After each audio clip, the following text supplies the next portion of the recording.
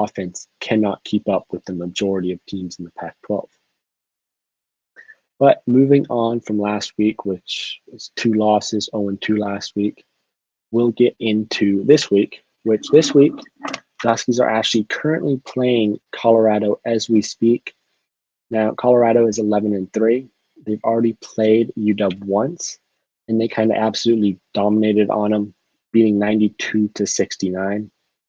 So just jumping in and showing how they're doing right now, the Huskies are currently winning actually against Colorado, shockingly, I guess you could say. They're up 60-59 with 10 minutes to go in the second half. Looking at kind of who's playing well on the Huskies offensively, their leading scorer for the Huskies is Marcus Sahonis, who's 6 for 9 right now for the Huskies. He's 3 for 4 from 3-point range. Overall, this Husky team shooting 47% from 3-point range, so much above their average of 29% that they're shooting in games, which that's clearly probably one of the reasons the Huskies are playing so well right now. Their 3-point shots are going down. Looking at key guys like Quade Green, he's kind of struggling with his shot. Looks like he's 3 for 8, 9 points, but he's doing a nice job of distributing the ball with 4 assists.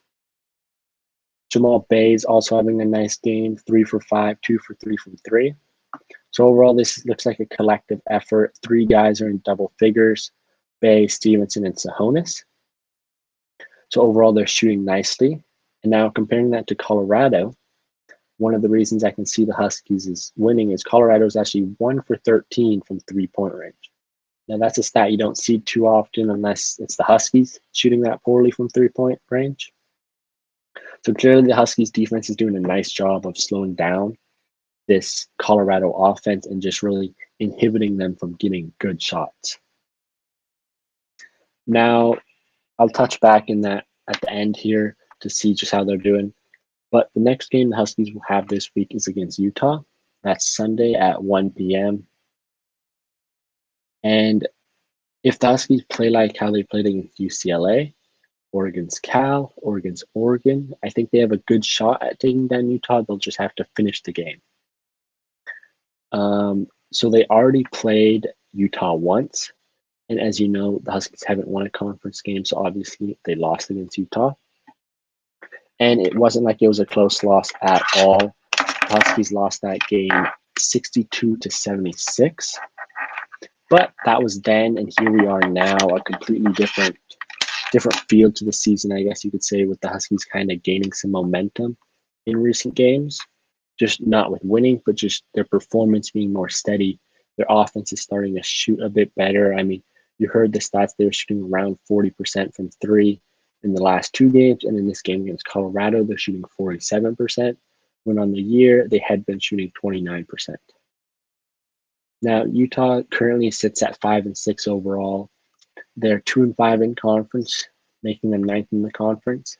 But they're actually 0-3 on the road, and this game is played in Seattle, so that'll be the Huskies' advantage there. And this Utah basketball team is led by Timmy Allen. He leads them in points per game with 17.3 and in rebounds per game with 5.8. Utah is very similar to the Huskies in they've been inconsistent all year long.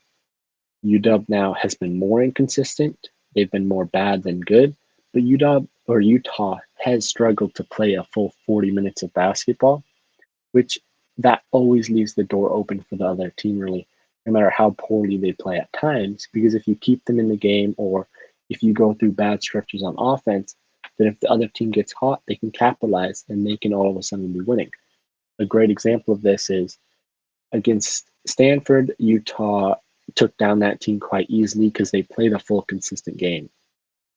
Stanford could be a tournament team, yet Utah easily beat them.